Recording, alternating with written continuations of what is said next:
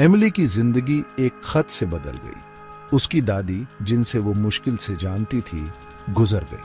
उसकी विरासत, देहात में एक विशाल हवेली, यह एक परिकठा जैसा लग रहा था, एक नई शुरुआत का मौका। वकील के शब्द उसके कानों में गूंज रहे थे। इस घर का एक खास चरित्र है मिस एमिली। हवेली तक का रास्ता लंबा था। एमिली अपनी नई जिंदगी के ख्यालों में खोई हुई थी। उसने पुराने फर्नीचर, धूल भरे चित्रों और शायद एक दो दोस्ताना भूतों की कल्पना की। उसके अंदर उत्साह उमड़ रहा था, जिसमें थोड़ी सी आशंका भी मिली हुई थी। उसकी दादी माँ के घर में कौन से राज उसका इंतजार कर रहे थे। हवेली ग्रे पत्थर और गहरे रंग की लकड़ी की एक विक्टोरियन इमारत के रूप में दिखाई दी। उसके कोनों से परछाई चिपकी हुई थी, जो हवा द्वारा दूर ले जाए जाने वाले राजों को फुसफुसा रही थी। गर्मी की हवा के बावजूद एमिली कांप उठी। अचानक ठंड ने उसे जकड़ लिया।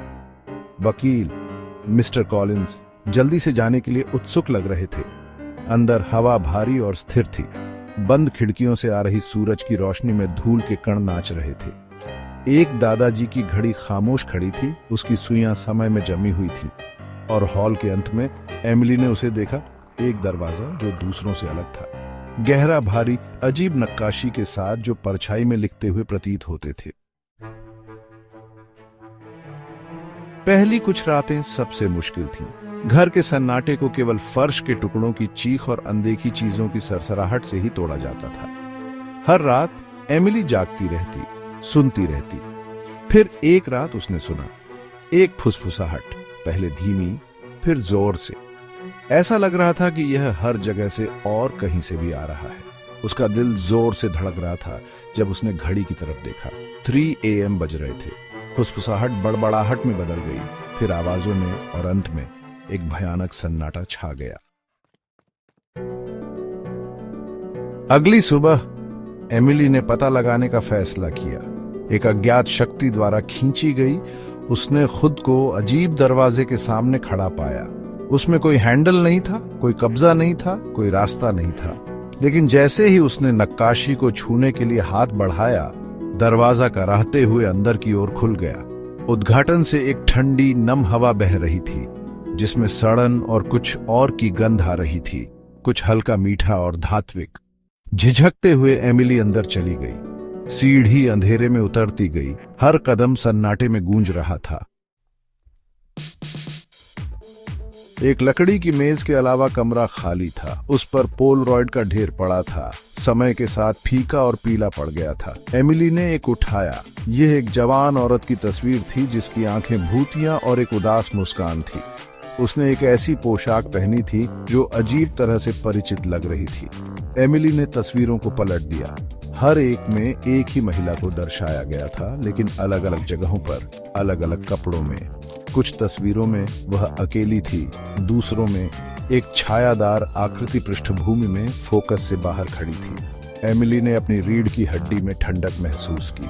तस्वीरों में महिला भयानक रूप से परिचित लग रही थी।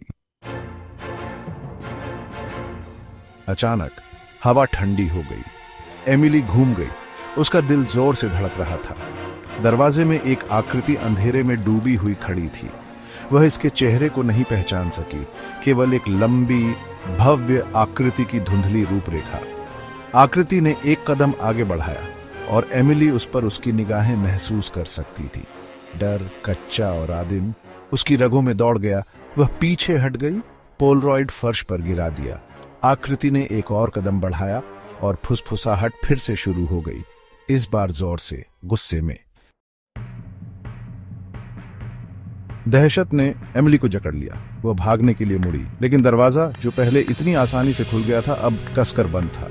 उसने हैंडल को हिलाया, लेकिन वह हिला नहीं। वह फंस गई थी। फुसफुसाहट जोर से बढ़ती गई, उसके चारों ओर एक भंवर की तरह घूमती रही। एमिली फर्श पर गिर पड़ी। उसकी पीठ ठंडी पत्थर की दीवार से सटी हुई थी। उसकी आंखें आ रही आकृति पर टिकी हुई थी। यह एक अप्राकृतिक अनुग्रह के साथ चला गया। इसका रूप परछाई में बदलता और बदलता रहा। जैसे ही आकृति उस तक पहुंचने वाली थी, फुसफुसाहट अचानक बंद हो गई। कमरा एक भयानक सन्नाटे में डूब गया था। आकृति जम गई, उसका रूप अंधेरे में टिमटिमा रहा था। फिर जितनी जल्दी यह प्रकट हुआ उतनी ही जल्दी गायब हो गया।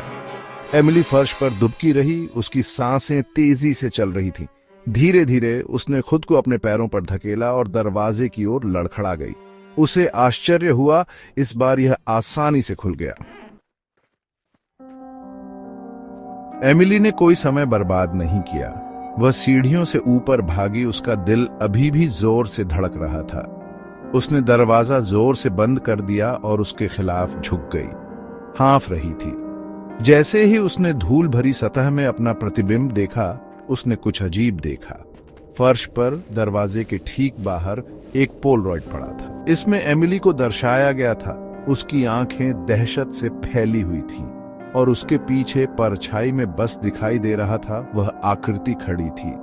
अब यह करीब था, स्पष्ट था और यह मुस्कुरा रहा था। अगर आपको यह कहानी पसंद आई हो तो कृपया मेरे चैनल को लाइक, शेयर और सब्सक्राइब करें।